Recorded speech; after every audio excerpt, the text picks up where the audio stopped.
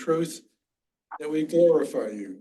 Ask you to be with John as he's in ICU, and that he be able to recover and restore him to good health.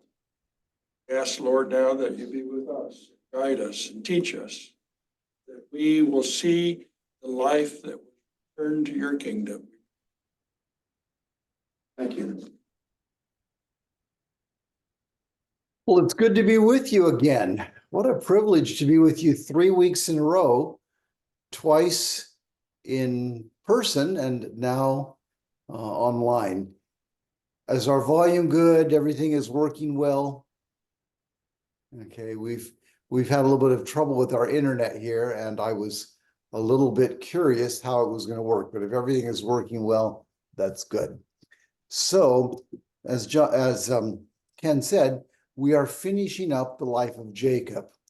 When we ended last week, Jacob was 97 years old. And he is going to die in our lesson today at 147. So that's 50 years of his life that we are going to go over fairly quickly.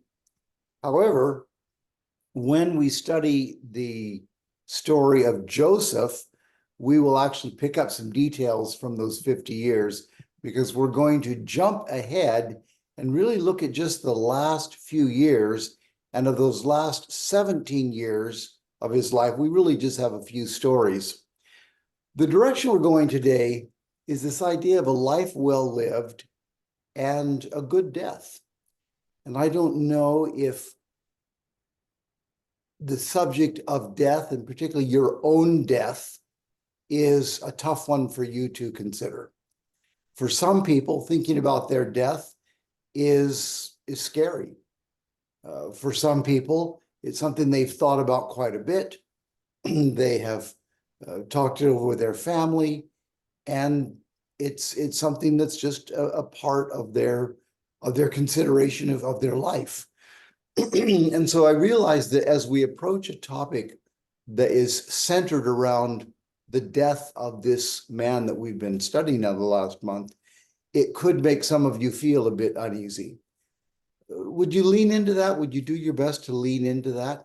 I'll also do my best to be sensitive to that, because the thought about our own death is a possible way that we live well, and that we think about what our lives mean today and what our relationships are today, and what is important to us. And my hope is that we will see something in the death of Jacob and those stories surrounding his death that will actually be uplifting and that will be helpful. So let's come back to where we were at the end of last week, and that is Genesis chapter 32. Genesis chapter 32, we'll pick up with this, and then we'll move forward fairly quickly. Genesis chapter 32. You might remember that we spent a while on the wrestling match between Jacob and God. And here in Genesis 32 and verse 30, Jacob called the place Peniel, saying, "It is because I saw God's face to face, and yet my life was spared." And that's his statement after this wrestling match. You also remember that the sun rose above him as he passed Peniel, verse 31, and he was limping because of his hip. This was a turning point in his life. It's where his name is changed from Jacob to Israel. And the rest of his life, a reminder of that, is this limp that he has. Remember that, because that's going to come into the very end of the story, this limp. So let me ask this question. So far, in what we've studied about Jacob, if you were to sum up his life in a phrase, can you give a short phrase that would sum up Joseph's or Jacob's life as we have studied it so far? Let me hear from you.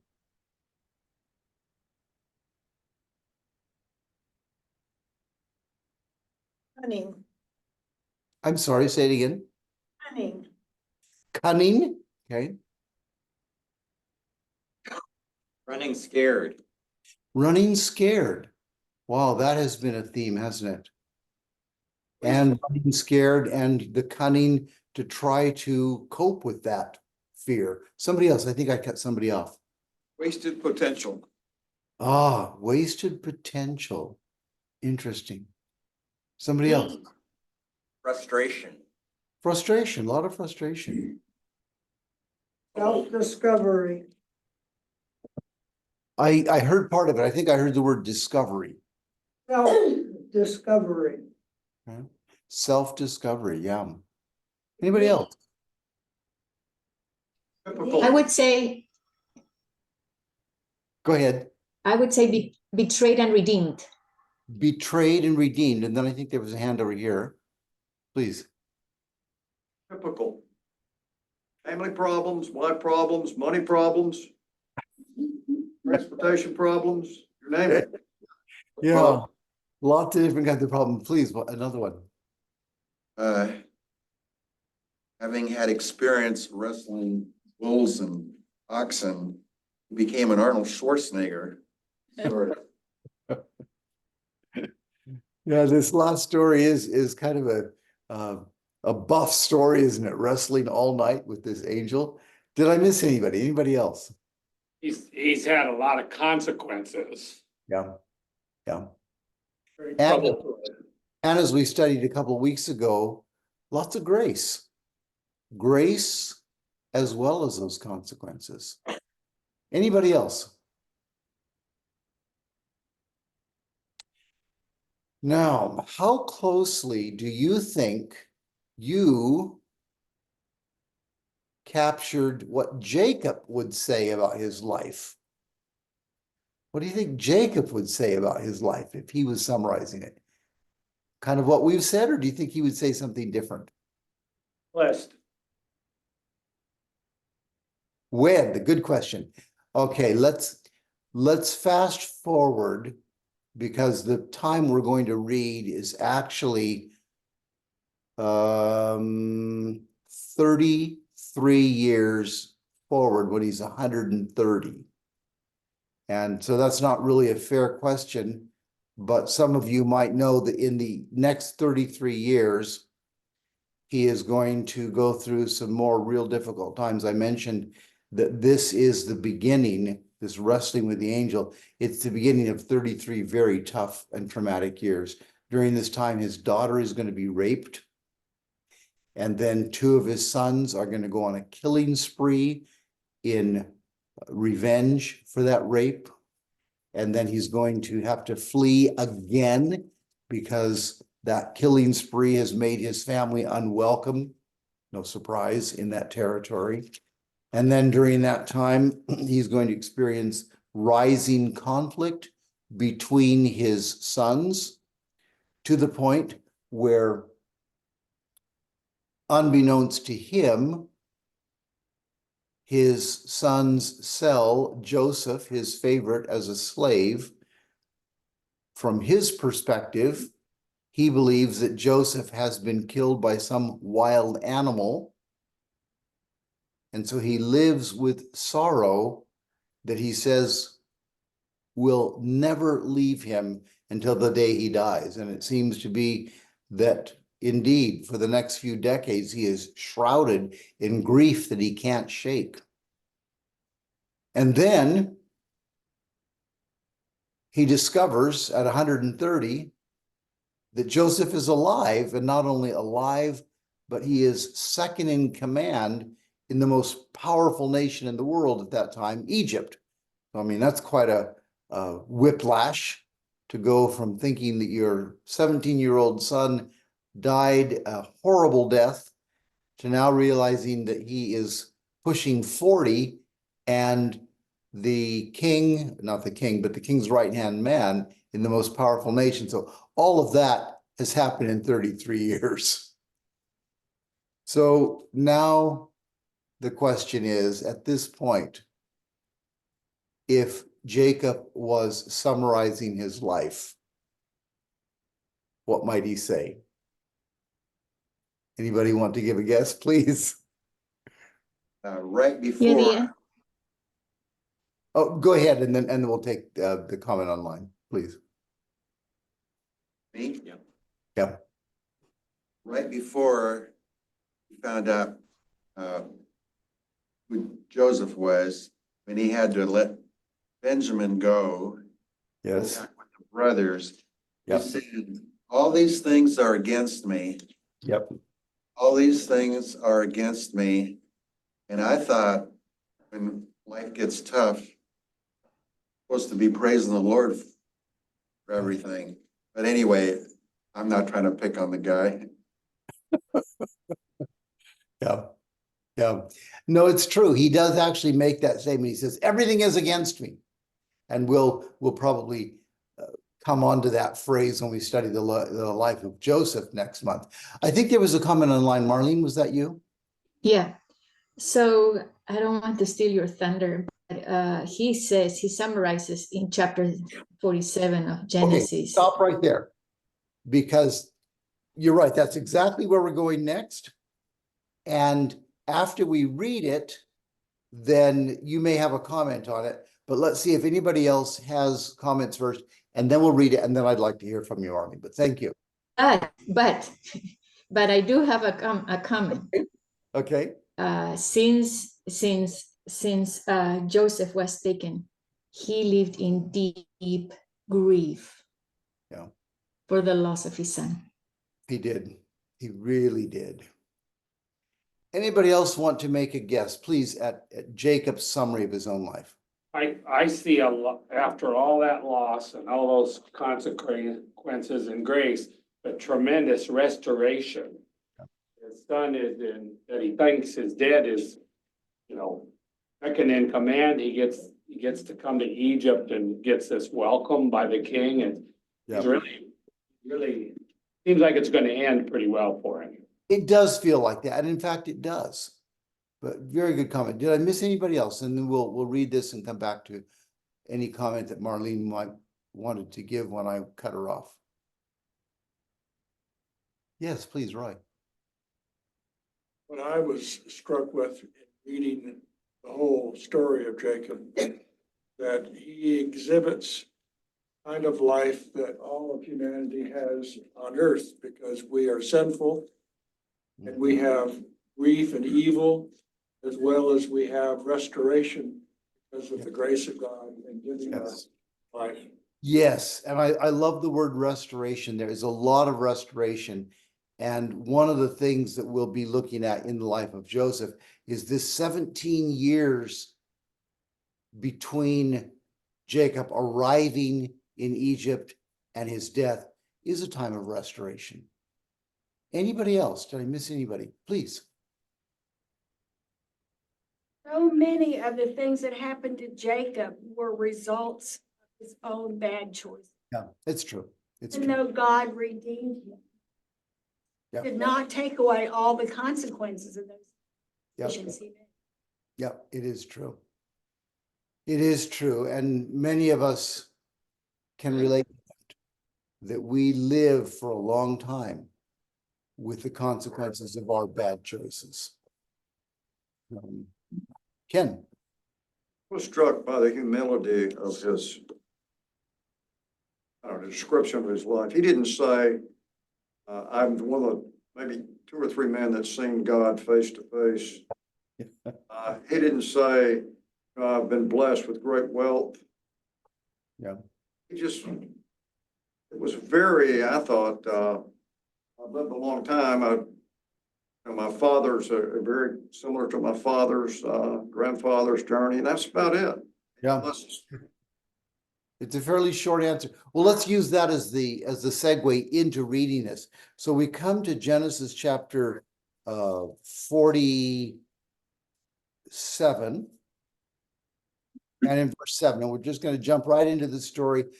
I believe that most of you are familiar, but even if you're not familiar with the story, it's not necessary to know all the details other than Jacob is now reunited with his son Joseph, and Joseph introduces him to Pharaoh the king.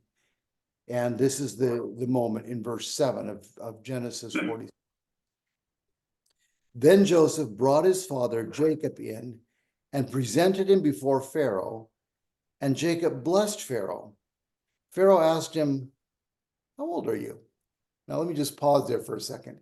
In case that seems to be like an odd or even an awkward question, which it does to me, it might be helpful to see this in a slightly different light.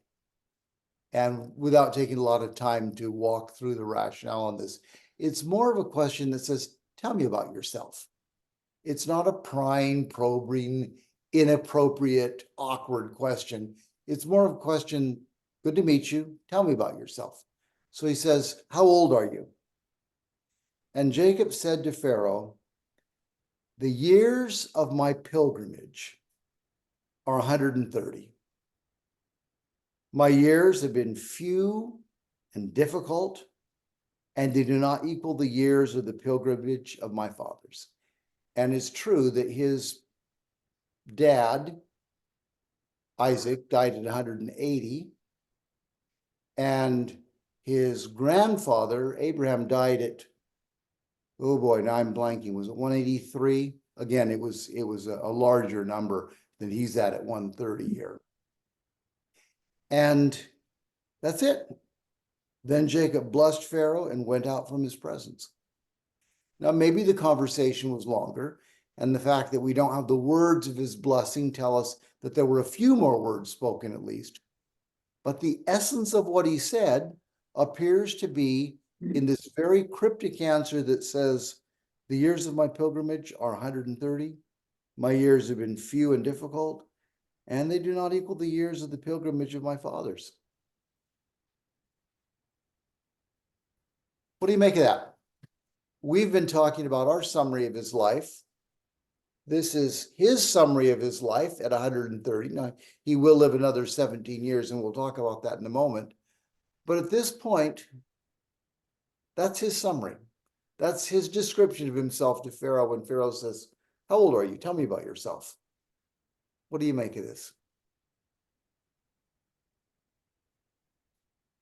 Please. He was for all of his life. He was in a country that was the lowest, that was worse than a garbage man. I don't think he dwelled too much on what he had done. I think his pilgrimage was 130 years, and he wasn't going to go into detail of being a shepherd. Yeah, it's true. Shepherds were not considered to be very good people, and that's noted later in the story here. Yes, Gordon. You know, he didn't tell Pharaoh, the big guy in the whole picture here, that he had wrestled with God. No, he didn't. That's quite a thing, you know. Yeah. Yeah. Jack, may I say Please. something? Please, Marlene, I was going to come back to you, and I'm glad you're sticking up. Thank you. So I'm looking online at the chronology of Jacob. He lived in Canaan before he fled for about 57 years. To me, those were good years under the love of his parents, the care, a good life.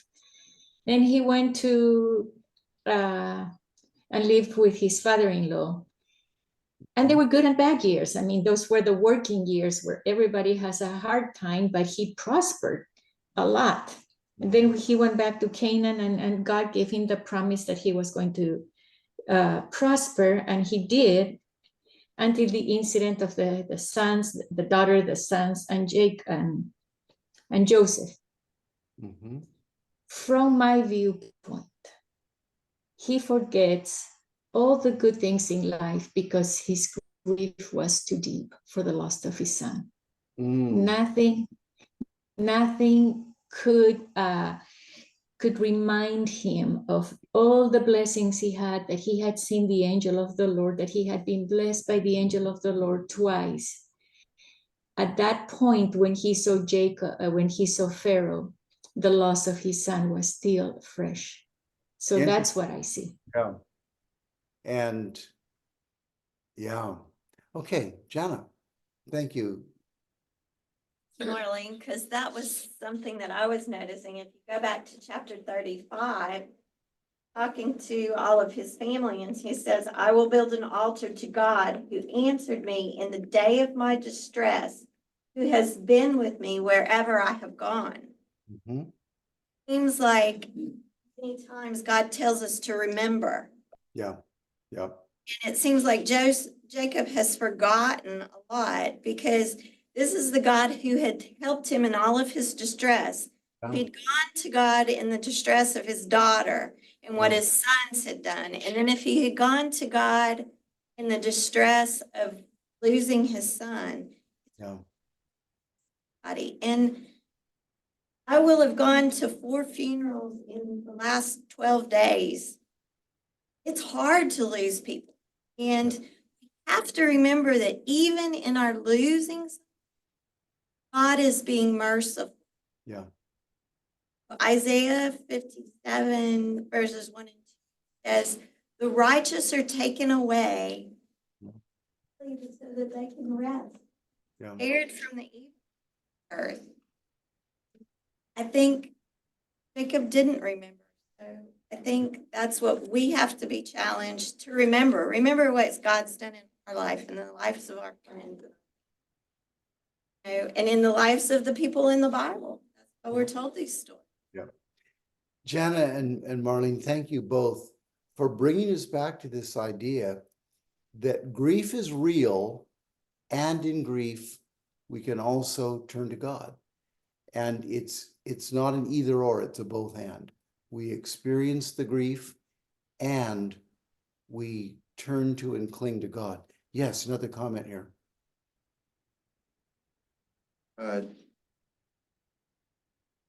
Jacob didn't have the advantages of modern day counseling where you learn how to deal with grief and how to, grow from that in a healthy way. And he also, when you get older, this is not for everybody, of course, who's old, but generally speaking, biochemically, metaphysically, if you want to call it that, or spiritually, you are not as healthy and sharp as you were maybe earlier in your life. So it's easy for some people to become more depressed, more Yeah. self-absorbed, and see the bad side of things. And maybe he Yep. was struggling with that. Yep. You brought so many things to mind. Could I make this suggestion just almost in passing? And that is, I realize that the average age of our class is probably well above 60, and maybe even higher than that. And I also realize that we have some in the class who are significantly younger. I have met several college students. I see some who are younger here. And at this point in the discussion, they may be mentally rolling their eyes and saying, bunch of old people talking about death. And just, how relevant is this? How morbid is this? And let me make one application, and that is from what you just said. It is really worthwhile to consider that loneliness and darkness and depression is something that many older people face. And if you are older and not facing that, I'm grateful. But I think of my own parents, and Lorraine and I had the bittersweet privilege of living with and caring for both of my parents. My dad 10 years ago died. My mother 3 years ago died, and we cared for them right up until their death. And my dad more than my mother, but both of them experienced times of feeling, has my life been worth anything? Times of loneliness, times of some depression, my dad especially. And it's a good reminder that it is our privilege to come close to people who are experiencing that. And if you have older people in your life, or if God lays on your heart to go and make some new acquaintances in your neighborhood or in the church of people who are older, you might want to step into that, because it can be a time of bringing some real comfort, joy, hope to people who are experiencing a more difficult time of life. So that might be just a slight takeaway from this class to consider as we're looking at Jacob's last days. Now, there's something I think that's far different than that we're going to look at in just a minute. I'm about to turn that corner, but before I do, did I miss somebody's hand? Was there a comment anybody had? Okay. Well, here's the turning the corner. Jacob comes into Egypt and into Pharaoh's court with a bit of a dark look, saying, my life's been difficult. It's been really hard, and it's been kind of short as I compare to other family members. I'm getting some text messages here, and my guess is it is in relationship to, okay. I thought it was in relationship to our discussion. Sometimes people text me things it's actually not, but it's something relevant. But those 17 years actually ended up from 130 when he entered Egypt till 147 when he died. They actually ended up being some very good years for him. And we'll take a look at that now. I'd like you to fast forward, turn the page, and you'll see on the next page, chapter 48. You'll see one little story that is told here of getting to know his grandsons. So Joseph had two boys from his marriage to Potipharah. Another interesting story, which we'll take a look at. He marries a woman in Egypt whose name is Potipharah, and they have two boys, Manasseh and Ephraim. And Jacob has the privilege of watching these two boys grow up. And when he feels like he is probably now getting very close to death, he wants to bless these boys. And we'll look just real briefly at this story. And let's start with chapter 48, verse 1. Sometime later, Joseph was told, your father is ill. So he took his two sons, Manasseh and Ephraim, along with him. When Jacob was told, your son Joseph has come into you, Israel rallied his strength and sat up on the bed. Jacob said to Joseph, God Almighty appeared to me at Luz in the land of Canaan, and there he blessed me and said to me, I am going to make you fruitful and will increase your numbers. I will make a community of people, and I will give this land as an everlasting possession to your descendants after you. Now then, your two sons, born to you in Egypt, before I came to you, here are reckoned as mine. Ephraim and Manasseh will be mine, just as Reuben and Simeon are mine. Any children born to you after them will be yours. In the territory they inherit, they will be reckoned under the names of their brothers. As I was returning from Paddan Aram to my sorrows, Rachel died in the land of Canaan while we were still on the way, a little distance from Ephrath. So I buried her there beside the road of Ephrath, that is Bethlehem. When Israel saw the sons of Joseph, he asked, who are these? These are the sons God has given me here, Joseph said to his father. Then Israel said, bring them to me so that I may bless them. Now Israel's eyes were failing because of old age, and he could hardly see. So Joseph brought his sons there to him, and his father kissed them and embraced them. Israel said to Joseph, I never expected to see your face again, and now God has allowed me to see your children too.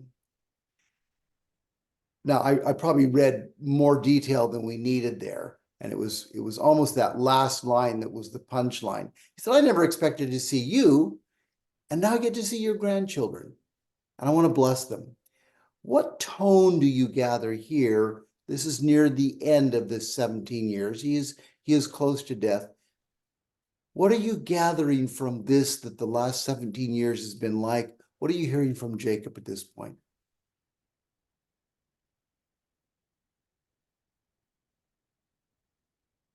Thanksgiving. Yeah, there's a gratitude, isn't there? Anything else you're hearing? Certainly, as old people do, he's kind of remembering the past. Yeah, he is. He's talking about the death of those that were important to him. Mhm. What else?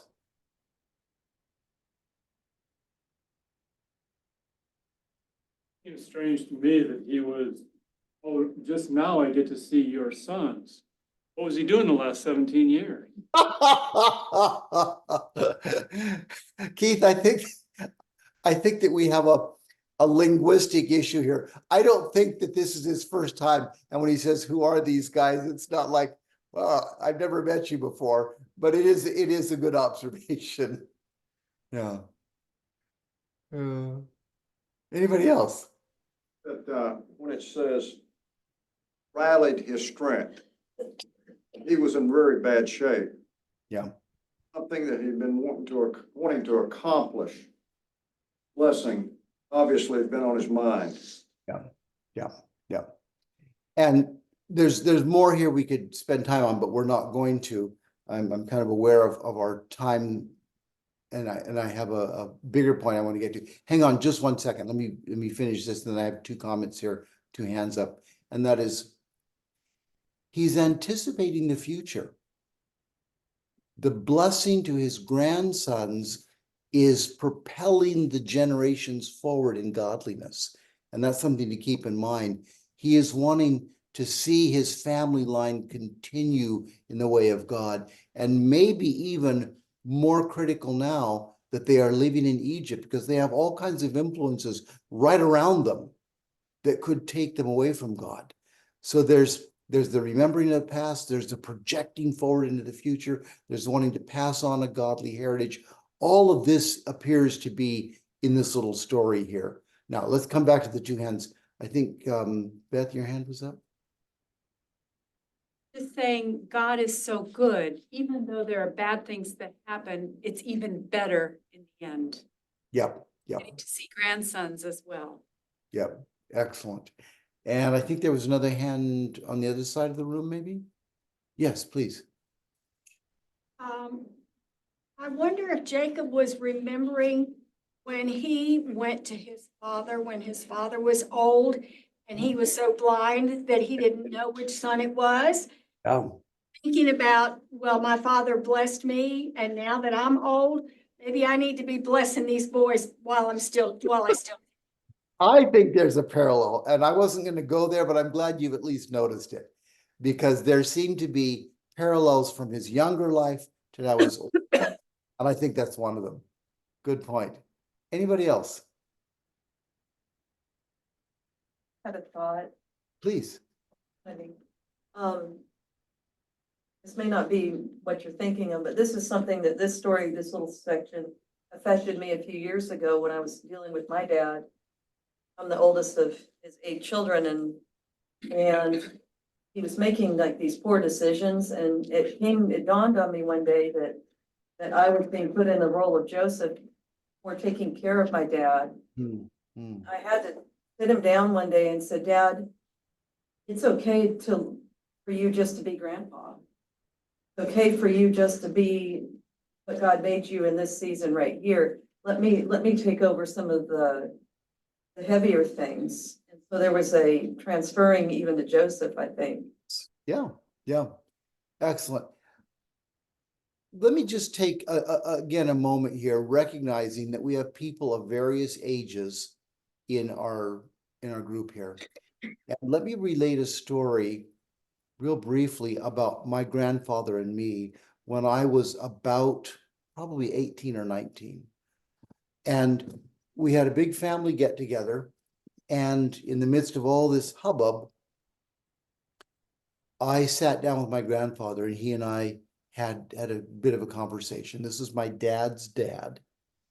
And he'd had a hard life in many ways. Some of you know that my dad spent his teenage years in a prison camp during World War II, and his mother died of starvation in that prison camp. My grandfather lost his wife and then had these 3 young boys to care for by himself. It was a tough time, and then other difficulties on top of that. And here I was listening to my grandfather tell some stories. And this was actually New Year's Eve. It was a family gathering at New Year's. And I remember sitting there listening to my grandfather, particularly tell about one friendship he had that spanned decades. And it was a young man that he had worked with when they were both in their 20s. And now they were both old men in their 80s.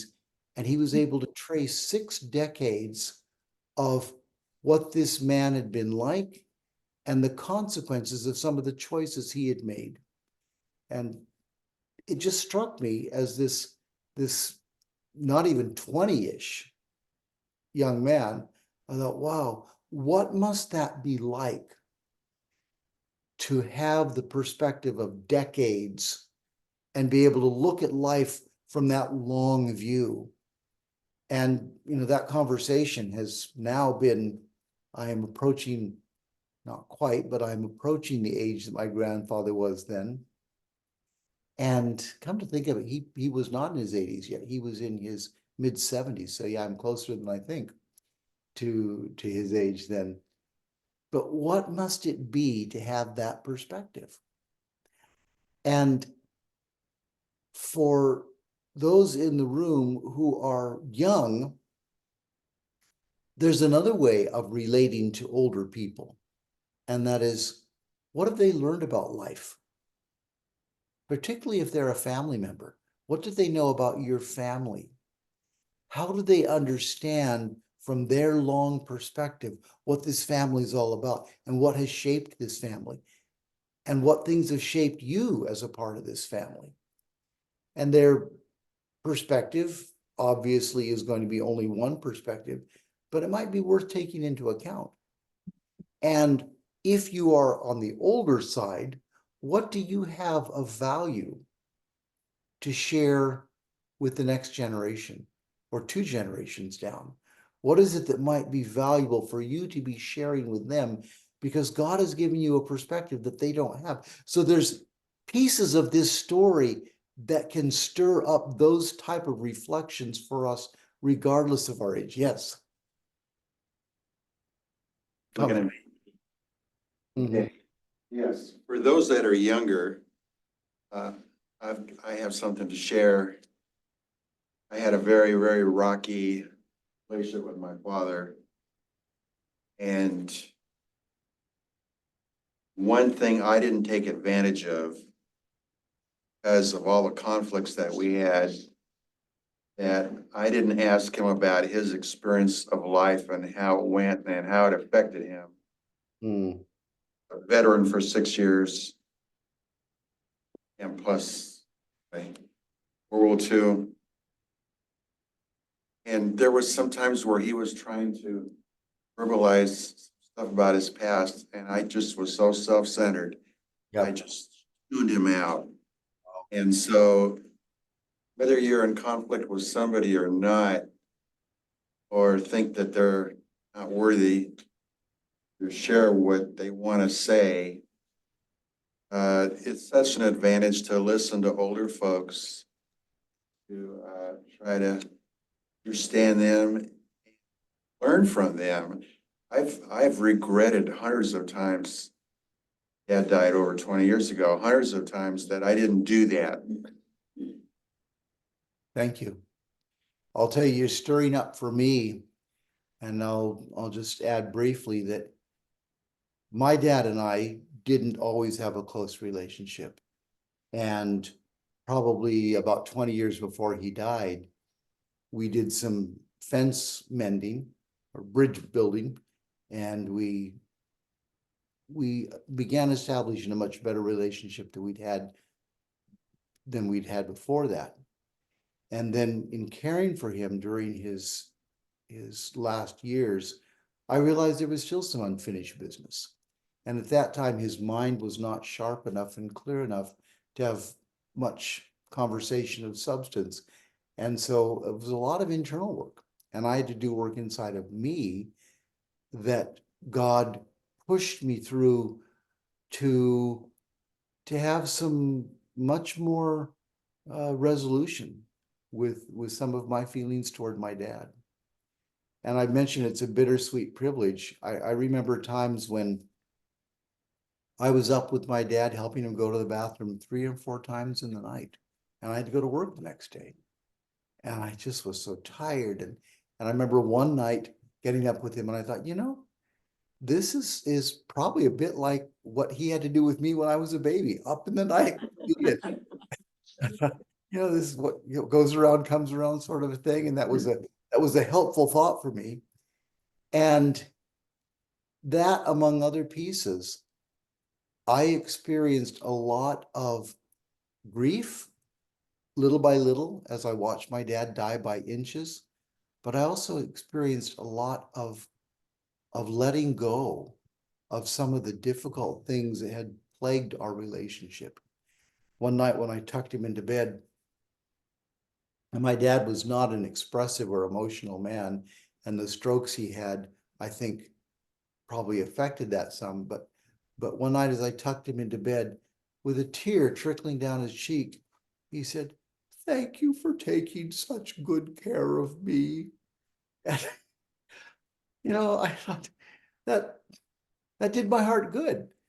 And I thought, you know, what a bittersweet privilege to be able to care for an aging parent.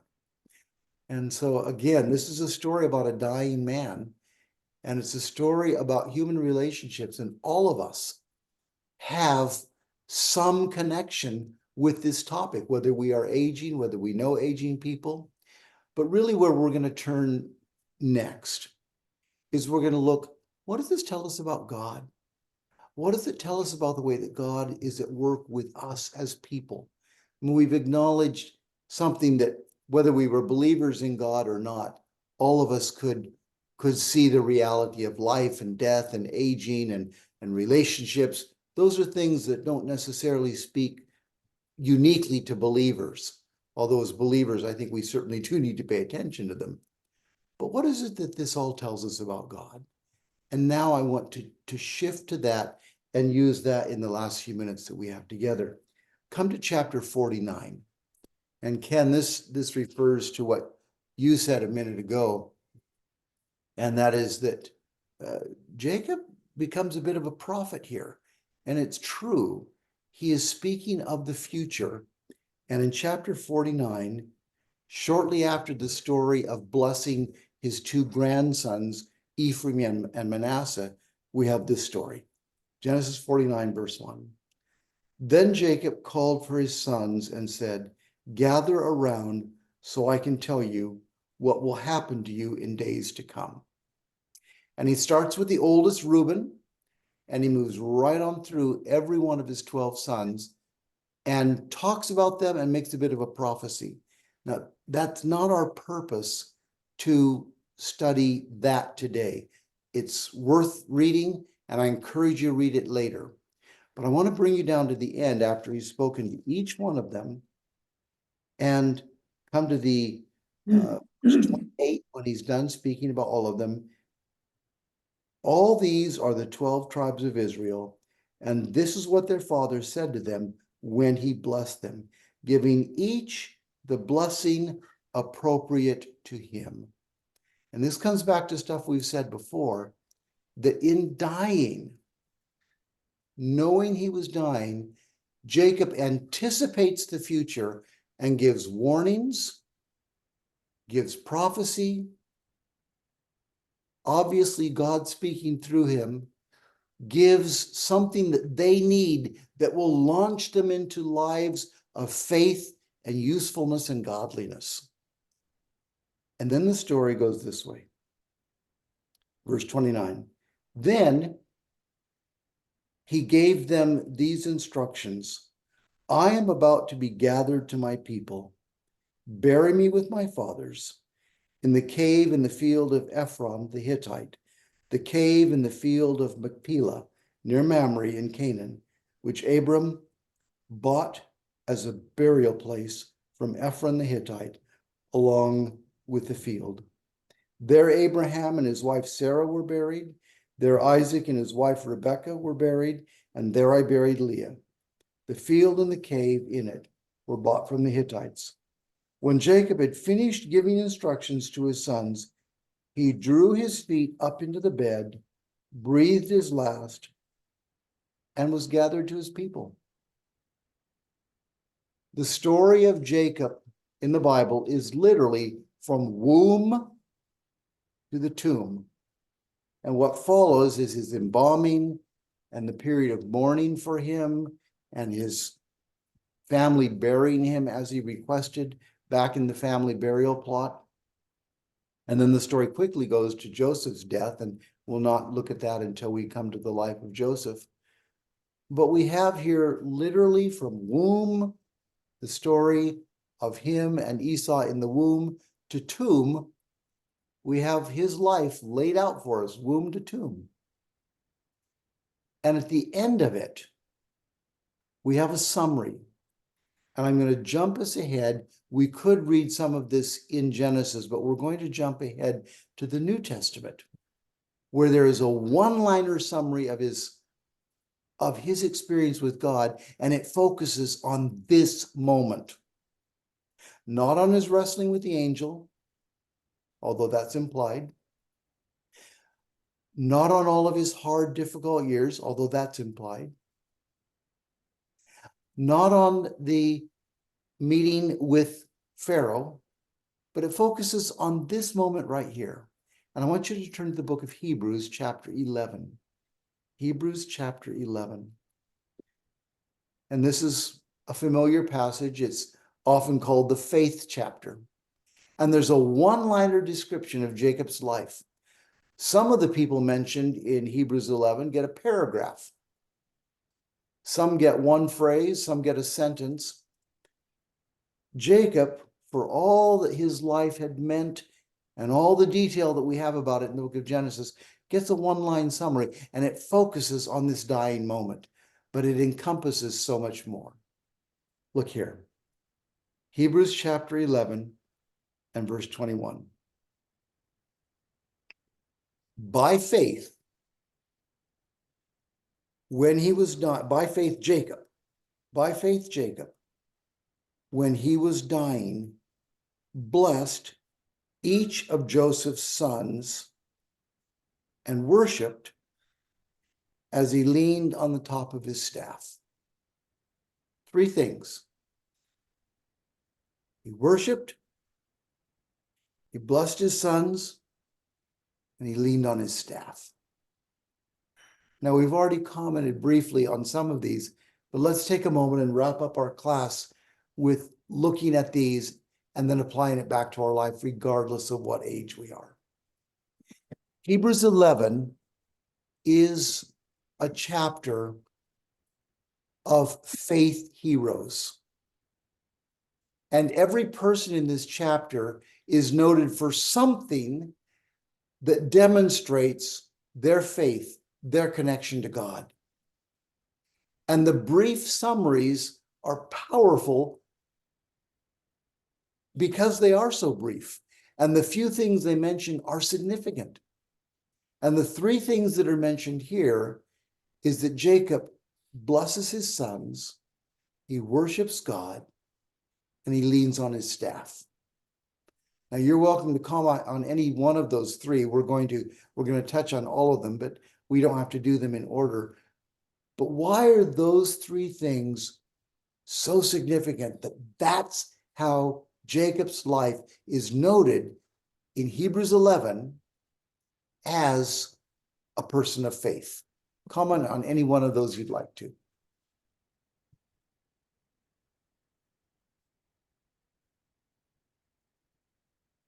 What is significant about each of those three things that describe Jacob as a person of faith?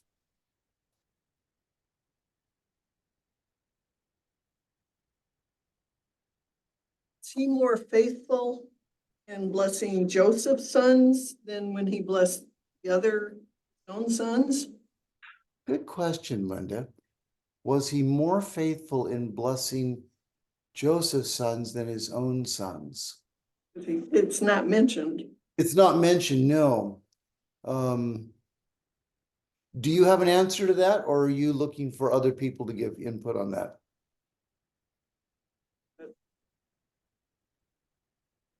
I have an idea, and I'm happy to hear other ideas, but anybody want to comment? Beth, please.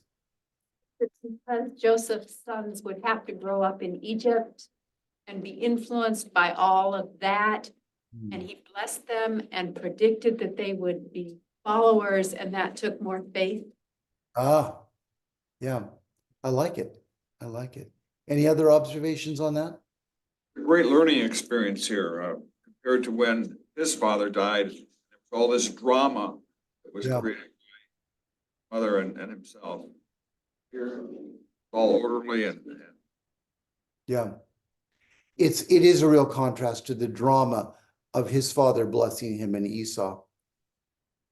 And I think it could be all of these things and more. Anybody else want to comment on that part of this, the blessing of Joseph's sons? How this shows him as a man of faith. Please.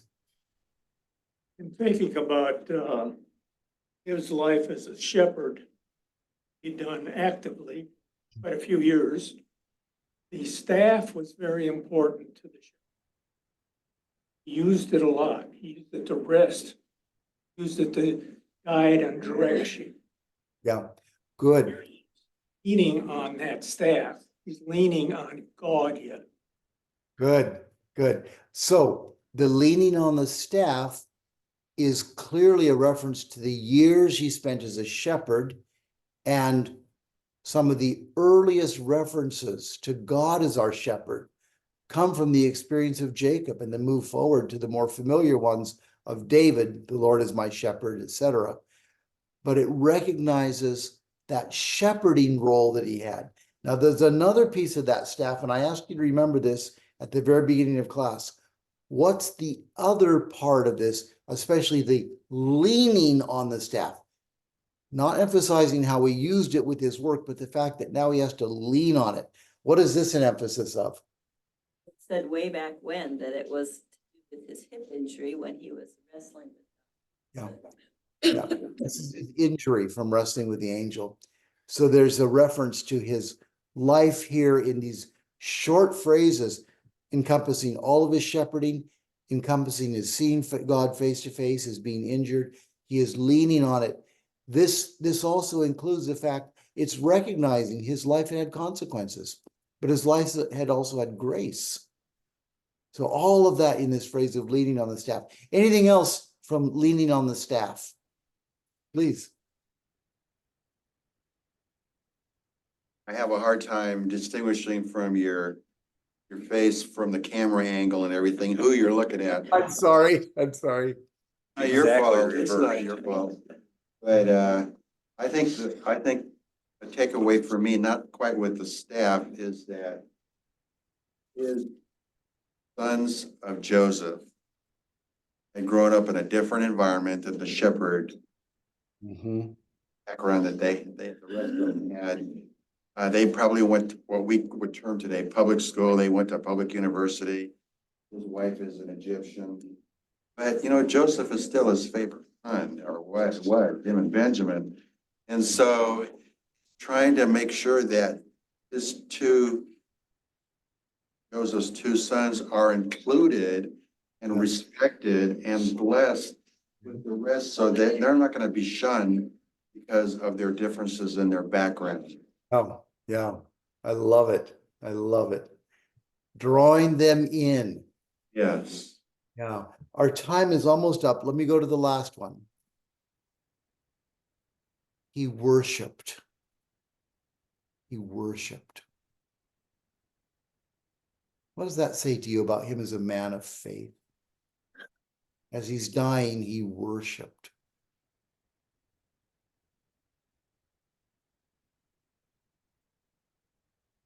There's something about his heart. Yeah. So something about his heart.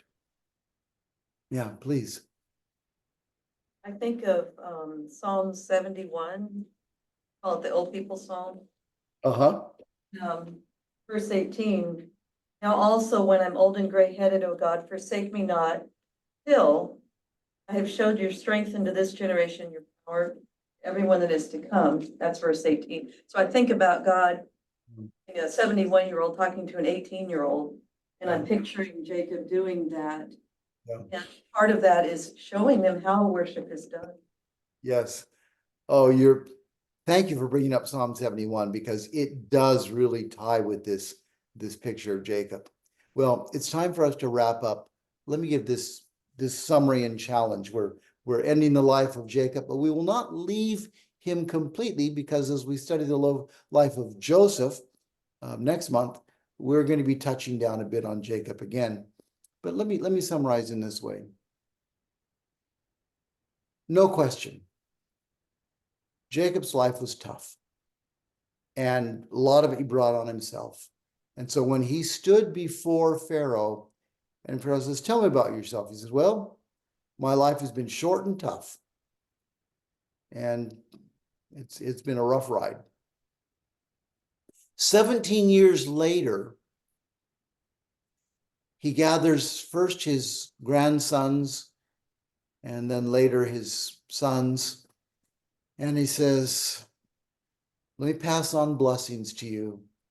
Let me propel you into the future with the godliness that I want for you. And then down in the annals of the history of faith recorded in Hebrews 11, centuries later, a summary phrase of Jacob's life focuses on the moment of his death when he worships God. He turns wholeheartedly to God with everything that he is, and that is his focus. And he dies worshiping God. He is leaning on that staff that is a reminder of his seeing God face to face in some of his worst moments. And that God, in fact, has not only allowed him to experience the consequences, but grace. And then he blesses his family. For those of you who are like me, facing fewer years ahead of us than we have behind us, it may not be bad to say, can we boil life down to those things of worship and family and benefiting from the difficulty that we've experienced to pass that on as goodness to other people? Would it be well for us to do that? For those of you who still have more years ahead of you than you have behind you, would it be well to say, how do I build now so that then I will have great satisfaction in the way that I have built this life to this point? I want us to be people of faith. It's never too late. Now is the time to experience those good things that God wants to build into our lives through connection with him and the important people around us. Ken? Two things. First of all, if you don't know Rudy Mayer, you attend this class, and in the hospital, no diagnosis. A couple of years ago, he lost a very young grandson. During this time, he was the full-time caretaker for his wife and still is. Hospital today. So I just got a text from Marlene. She wanted to remember him. Prayers. I don't know if this is going to sound right or not. The other thing I wanted to share with you is that the thing that really hit home to me now that I'm a grandfather is that I married the greatest woman in the world, but she sees the days I've had. Maybe I'm too old to be working, but I'm not going to stop. She sees the days that things did not go well. I can tell she wants to try to help me. Most of the time it does. Sometimes it doesn't. But I was struck by where it says, your son Jacob has come to see you. Israel rallied his strength. Because those little boys were going to be there too. And this shot of euphoria that I have when I'm having a bad day. And those little faces come through my door. It's just, can't explain it. I get a shot of euphoria, seeing their face. I don't care what they tear down or mess up, fighting on themselves. I don't care about that anymore. Just am rallying every time I see them. Got some 15 years old boys, twins. And I hope I keep rallying. They're great kids, but I know what the future holds for most teenagers. But we'll deal with that. Maybe they'll be perfect teenagers. But to be able to rally, God gives us this natural adrenaline. Just amazing to me. So, Anna, would you have our prayer today? And remember Rudy, please. Dear Father in heaven, you know that there are class that are in the hospital. Pray, Lord, that your healing hand would touch them. But in the meantime, Lord, have your peace, grace, feel that healing. Pray, Lord, too, would you feel your healing hand on our souls? Thank you for the promise of rest on your Sabbath. All those who are facing. Amen. Thank you. John Cosgrove will be here next week. Thank you.